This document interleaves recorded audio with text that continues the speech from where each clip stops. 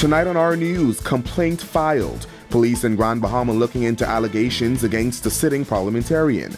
And police have opened up another murder investigation after a man was killed during an altercation with his neighbor. Plus, it's 5 straight for the Carifta swim team as they take home gold in Curacao. And later, sweet treats. The Independent Secretariat treat dozens of kids to an Easter egg hunt. Our news at 7:30 starts in a moment.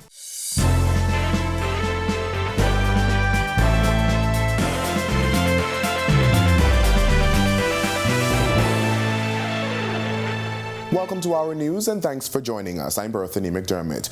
We begin with breaking news tonight. Grand Bahama Police confirming to our news today that a woman has filed a complaint against a sitting member of Parliament. Assistant Commissioner of Police B.K. Barnaby Jr. telling our news they are investigating the incident and will see where it goes. This is a story we will continue to follow.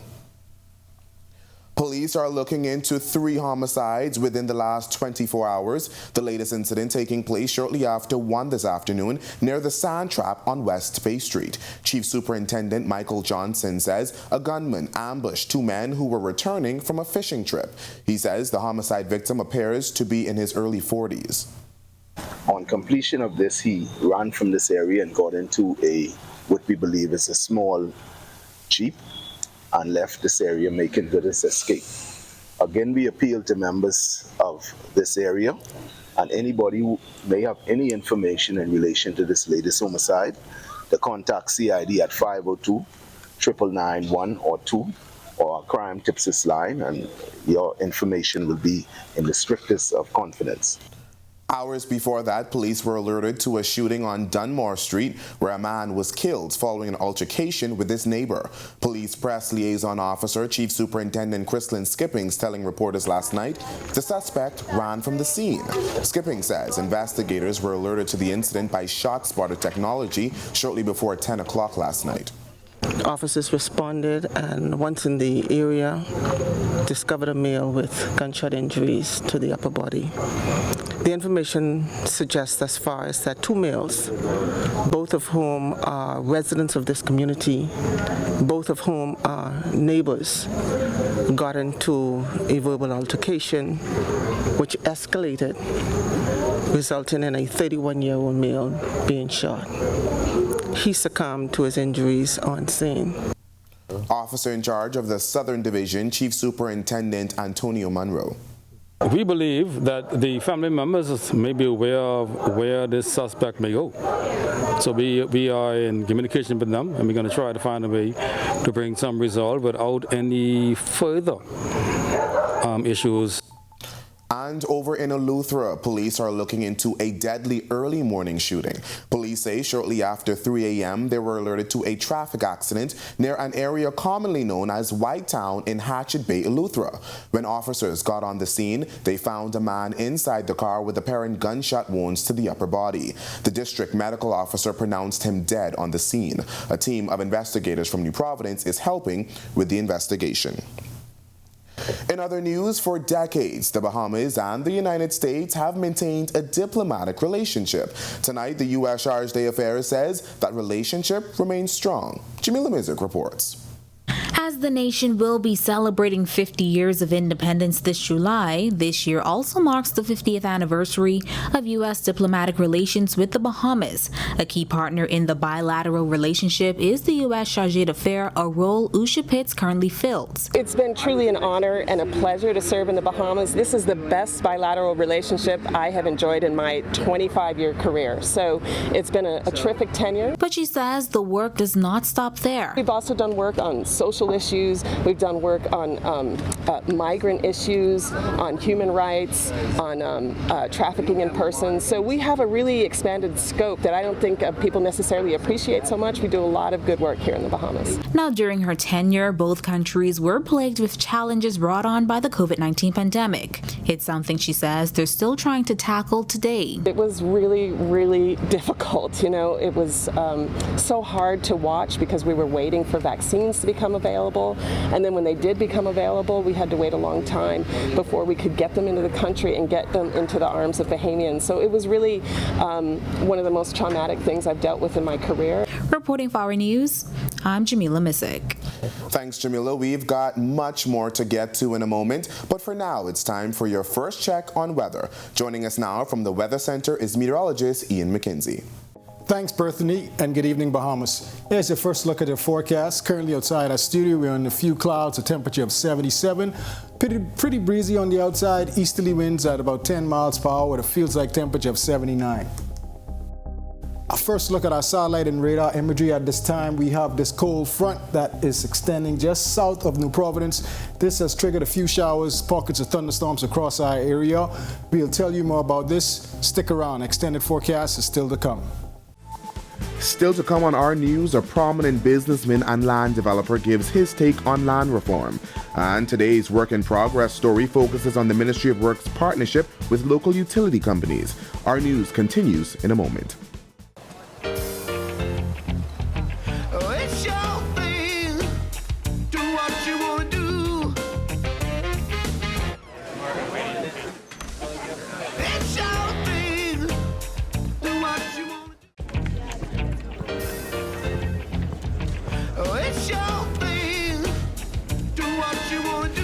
Shareholders are very happy.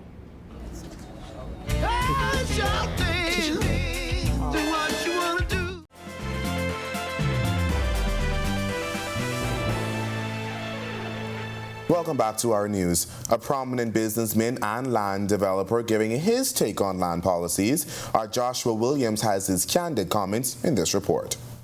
A number of local issues were touched on by Sir Franklin Wilson, one of these being a call on government to establish land registration. He says that he wants to see this system put in place during his lifetime. If we're going to build a resilient economy, we have to look at land policies. Sir Franklin poking holes in these policies, saying proving ownership presents one of the biggest issues for landowners today. The first problem with land policy is just proving to people you own it. And protecting your ownership of the land because people stealing it. The oil executive also adding that while an act passed by a previous administration sought to prevent persons from hoarding the land by way of speculation, the policy affected economic activity. When one government said we must introduce something called the Movable Properties Act, that was intended to take out the degree of speculation. Reporting for our news, I'm Joshua Williams. In tonight's Work in Progress feature, a senior civil engineer explains how and why the Ministry of Works partners with utility companies. Megan Shepard has the details.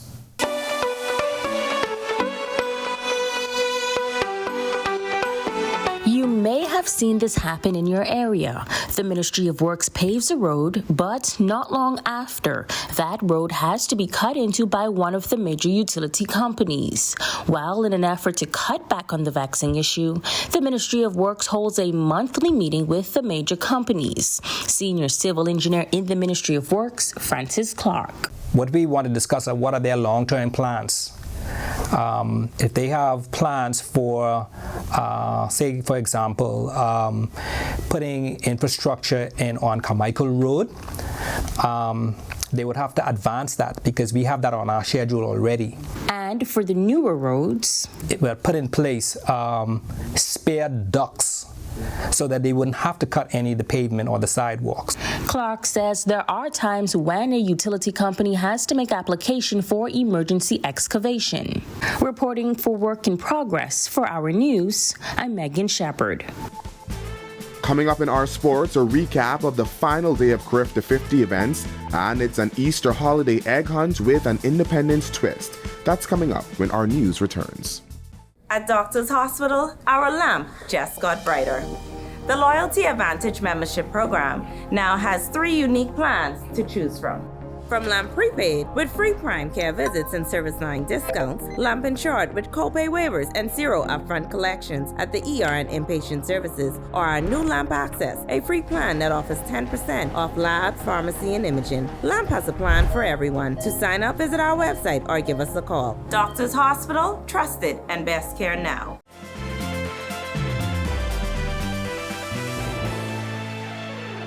This is our news. Welcome back. Today's sports update is sponsored by Corona, distributed in the Bahamas by Jimmy's Wines and Spirits. The Bahamas has now won the Carifta Aquatics Championships 5 consecutive times. Here's Sasha Lightburn with a check on sports.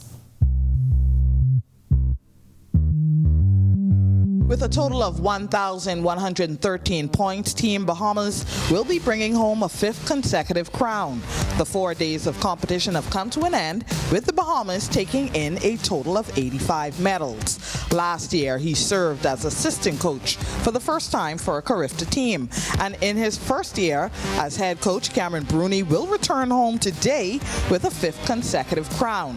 While the win was still fresh, we asked him how it feels to be the head coach of a national team in the 50th year of our independence. Feels great. These kids came out here, they did what they needed to do, and it feels good that they are able to do something for the country for a 5th straight time. Several of the swimmers were also excited about the 5-peat. A lot of people doubted us because our team was so young this year and fresh, but we always had faith in our team. And I think that the whole team has really done a great job throughout this entire trip. And I'm so proud of my team. They came out, they did their thing, they swam hard. I had a lot of confidence in them. For me and Naja are in the same boat, but this is our last Carifta, so it makes it even more memorable that, our 5th win is our last one. It's a really special feeling. It's a special experience. A lot of people wanted to make this team, but they weren't able to. So I feel really happy that I am on this team. Now the top 3 countries ended up with points like this. In first place, the Bahamas had 1,113 points. In second place was the Cayman Islands with 752 points. And in third place was Trinidad and Tobago with 534 points. Reporting from Curacao for Our News, I'm Sasha Lightborn. Thanks, Sasha. Meanwhile, Day 2 saw an action-packed evening at the Thomas A. Robinson National Stadium, with Team Bahamas stepping away with more medals and broken records. Our Joshua Williams has that angle. A historic day at the 50th Carifta Games saw Team Bahamas rack up an additional 15 medals on Day 2. They included gold in the under-17 boys 4x4 100 meters, silver in the under-17 girls 4x100 meters, and bronze in the under-20 girls 4x100 meters.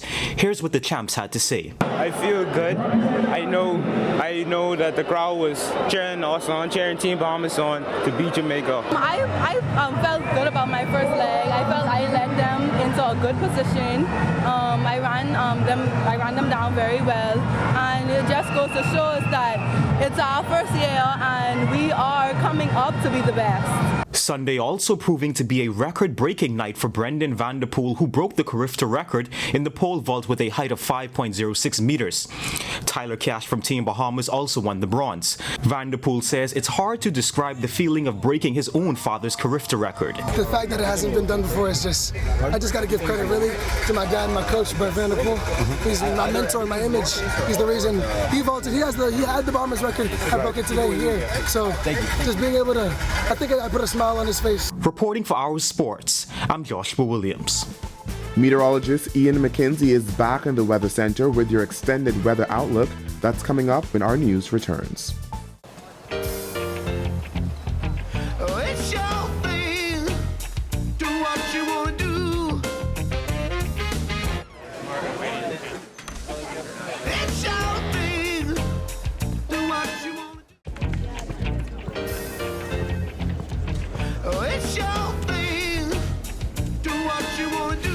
Shareholders are very happy.